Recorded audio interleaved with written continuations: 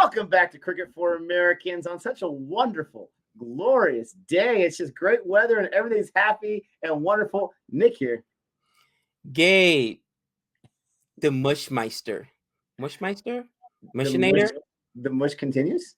The mush continues. Mushinator, Mushmeister. What number is this in the franchise? Is this like Mush Part 8? It's Mushmania, baby. Mushmania. You know, I think Khan gave me that in the somebody said Mushmania. It's hilarious. You can't make it up. Another game in the books, another player mushed. Oh my gosh. Nick, we're here for another installment of R3 Wickets. Mumbai Indians versus SRH. And I gotta say, this game, we got to start thinking about this pitch in Chennai a little bit different, because I believe that Mumbai was dead in the water. Mumbai put up a low total. It took a Herculean effort, really, by Pollard to get him up to 150, because no one else could score. He got 12 runs on the last two balls of the 20th over. But Mumbai was able to persevere, and although SRH had a great power play and started off well, once that top order fell, it crumbled like a house of cards, and eventually the collapse happened and they were bowled out. So congratulations to you, my friend. Mumbai wins yet again. And Nick, as upset as the Padres made you and you started to stream up like upset about last night's game, I know you must be happy, because if Mumbai are winning these games, these nail biters when they're struggling, you know they're going to crush when they're out of Chennai. I mean, come on. And this is why Mumbai is Mumbai. And you talk about the Padres in baseball. The Dodgers in baseball, they are Mumbai right now in Major League Baseball. They are a team like Mumbai where when Mumbai or the Dodgers slip up a little bit, you've got to pounce. You've got to take advantage. You cannot hesitate. You cannot come up short, because if you do, they're going to make you pay. And I hear what you're saying with Mumbai, but they actually started off really, really hot in the first innings. They were scoring a lot of runs, and then the Rashid Khan happened to them. Not the first time that's happened to someone. Slowed things down a little bit, but the death was not very pretty until the last over. Until the last over, when they were able to get, what was that, 17 or something like that? That was huge in a low-scoring match. I'm going to go ahead and start with what I liked. Besides the fact that Mumbai won again against SRH, who is still a talented squad, but they are dying to get a middle order. I'm going to start with what I like. I loved all of the bowlers' contributions for Mumbai in this match besides Milne. Sorry, Milne, you didn't really help out at all.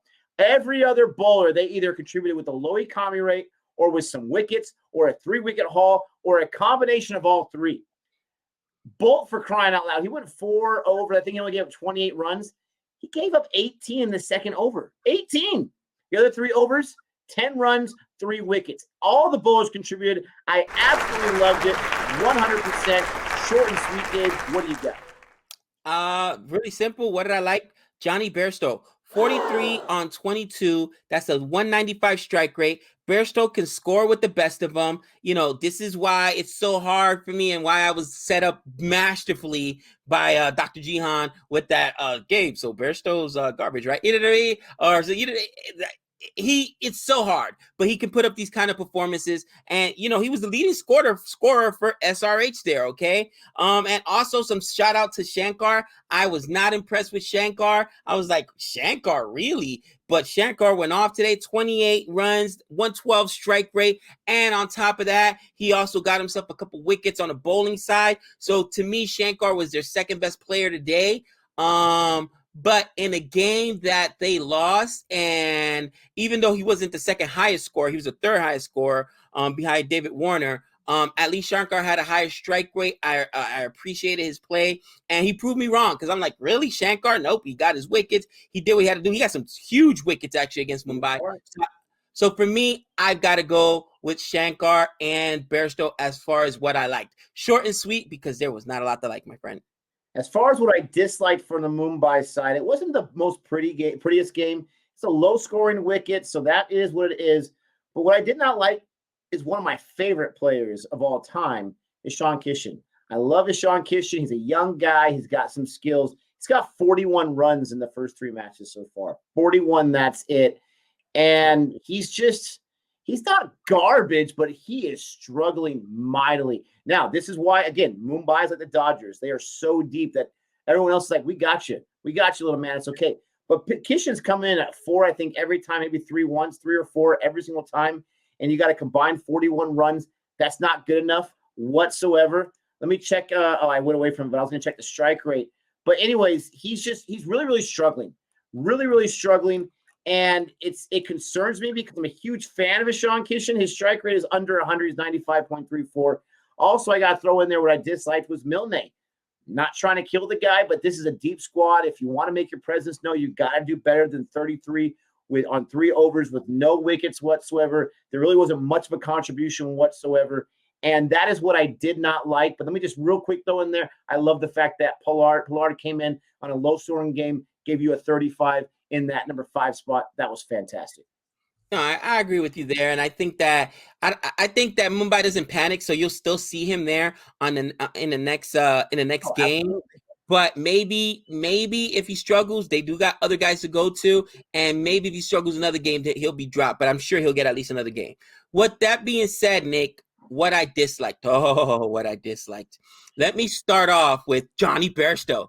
But Gabe, you just said you like Gabe Bairstow because he giveth and he taketh away. 43 on 22, almost a 200 strike rate. At one point, he was at 222, and then he threw his wicket away. He does this all the time, and you guys defend him all you want. He does it all the time. Nick, can you answer a question? Who was the first hit by wicket that we saw? Who gave us the first hit by wicket we saw? Johnny Bairstow. Oh, and who just got a hit by wicket today? Johnny Bairstow. Let me just interject real quick. I don't want to interject the rant, but real quick. I think that was his right foot that hit that wicket right. Does he have 2 left feet? Can he dance? I don't know. I don't think so, bro. I'm telling you, this ginger, okay, that means red hair. Okay, this ginger dude is driving me crazy. And he giveth and he takes it away. Hit by wicket, you can't make it out. There's somebody in the chat that said, bro, I've been watching cricket for decades, and I've never seen the same player hit by wicket.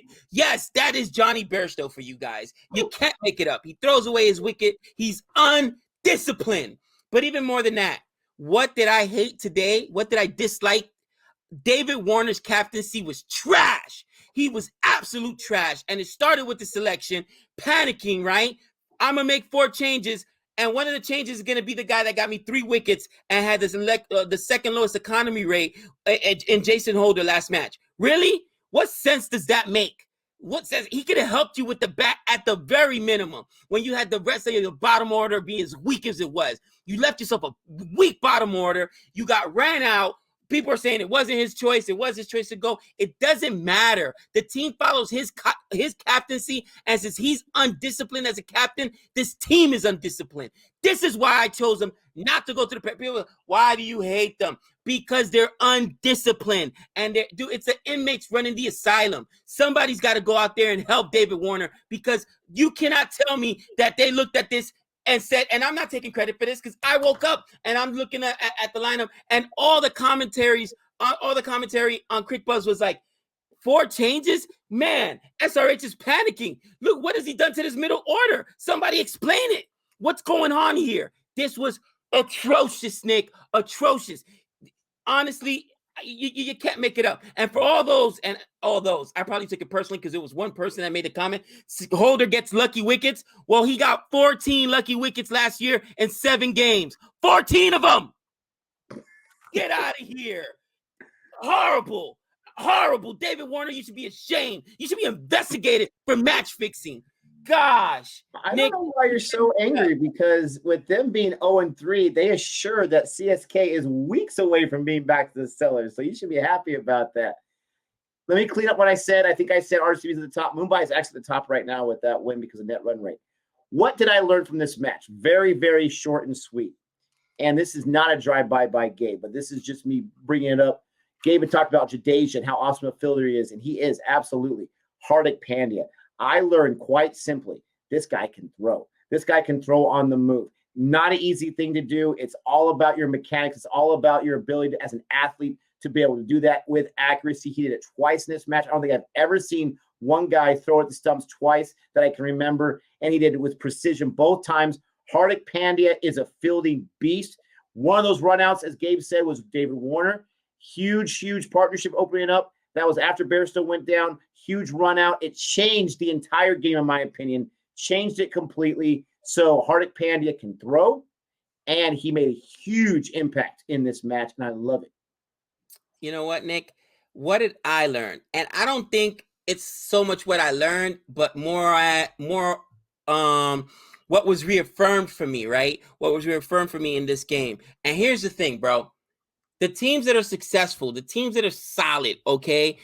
Mumbai Indians, for a good example, have a really solid core of their Indian players, and then their international players complement that, because you know you can only play 4, right, at one time. Now, I think that the biggest issue with SRH, okay, along with other teams, and I'm throwing them under the bus, Rajasthan Royals. That's why I don't like Rajasthan Royals. They have too many international players, and you can even throw the Kings in there. And the problem is you do not rely enough on your domestic players. And then the ones that you do have in there are not good. I'm sorry. They're just not, okay? Explain to me I don't know why you have Johnny Bairstow, David Warner, Kane Williamson, Rashid Khan, Jason Holder, Roy. They've got too many guys, and where are the Indian batsmen that are going to carry this team? Okay, or bowlers. You can't do it. They got Ahmed too. They got Ahmed on this team. You know, it was constructed poorly. And you know, there's an old adage that you cannot win a championship at the draft, but you can lose one. In all sports. So you cannot win a championship at the auction, but you can lose one.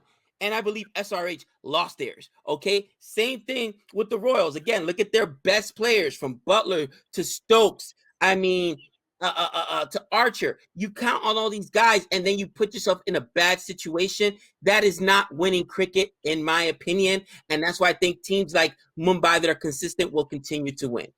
So for me, that's what I learned, Nick. So this match was pretty cut and dry. I mean, Mumbai wins. They weren't SRH wasn't able to chase. SRH had some problems once their opening batsman went down. Mumbai is so deep, they're so stacked, they can have an off game and still look pretty good. Mumbai wins. I'm very happy about that. In first place, once again, everything's right and tight. Mumbai, RCB, my two teams game. I'm just saying 1 and 2. So let's go ahead. Tomorrow's a big day. I will not be part of streaming. It's a Sunday. But we have 2 matches, 4 teams going. I'm going to throw in my fantasy picks real quick, one from each of those games.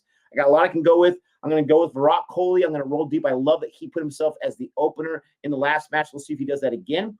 And then Prithvi Shaw, I think he's going to have a bounce back. And it's really important for Prithvi Shaw, because what you notice, other people notice, is he kind of went back to some of his old ways with the second match and how he got dismissed, and that distance between the ball and the bat and the pad. So we'll see if he can clean those things up and give a strong performance. I think he will. And so those are the 2 guys I got for fantasy. Gabe, Mush Picks, we're here. People tune in for this moment. Who's getting destroyed tomorrow? All right, Nick. I said I was going to do it, and I'm going to do it, because my fantasy analysis is absolute trash. And honestly, I've got the worst luck going right now. I'm going to leave it up to the gods. I'm leaving it up to the fate. Yes, people, as you can see, we have players equally from each side here. I think Nick gave me the 10 or 11 from each side. And I'm just going to close my eyes, tons of papers in there, and pick one. All right. On camera, so you guys don't think I'm cheating. All right, here we go. May the odds be ever in your favor. First one I reach for, and survey says who's going down tomorrow? 2, 1. Rabada. Wow. Sell. You know he's on tons of people's fantasy teams. They're like, no, Gabe, what are you doing to me? At the draft right now, people are like, no. And you guys can see, Wokes is on this one. Where is that? Wokes is on this one. So each one, Nick gave me 11 of each side. So it's not like they all said Rabada. Who's this? Richardson. He got lucky because he was sure to go down. I thought you were going to choose 2 names. Not just doing one. Bro, if I mush more than one player, I'm telling you, bro, people really going to. You're right. Rahani. So I don't know. Sorry, Rabada. I'm going with you. You're expensive, but hopefully, if Rabada, come on, I don't know what to tell you. But guys, that's the pick. We're going with Rabada. My pick for tomorrow's games, really quickly, we got RCB versus KKR, my mistress versus Nick's mistress. I've got to go with KKR no matter what. That's the mistress. Nick's going to go with RCB, obviously. Second up, we got DC versus the Kings. DC versus the Kings. I think DC bounces back and wins this game. The Kings got tons of problems. We've already mentioned it on the stream before, so I'm going with DC. Nick, did you pick a team for that game? I haven't picked any teams yet. Obviously, I'm going with RCB. Now, you said you're going with KKR because of the mistress. You went against CSK the last time. I'm just saying. I'm going RCB because RCB is the best team in the league right now. And I am going, no joke, Kings. There is no reason to choose the Kings whatsoever against DC when you got Norkia coming back, you got Rabada, you got my man Wokes. But I'm going with the Kings. We're going to see if I've been doing pretty good on choosing the teams, not fantasy players, but teams. So we'll see if my powers are intact. Question is, what do you guys think about this match we just watched? What do you think about the matches tomorrow? I know you're excited. We got a lot of fantasy players going in tomorrow. Who's using the whole clean slate button? And they're getting all new guys in there tomorrow. We'll see. Don't forget to like and subscribe, please. And until next time. That's 6 runs.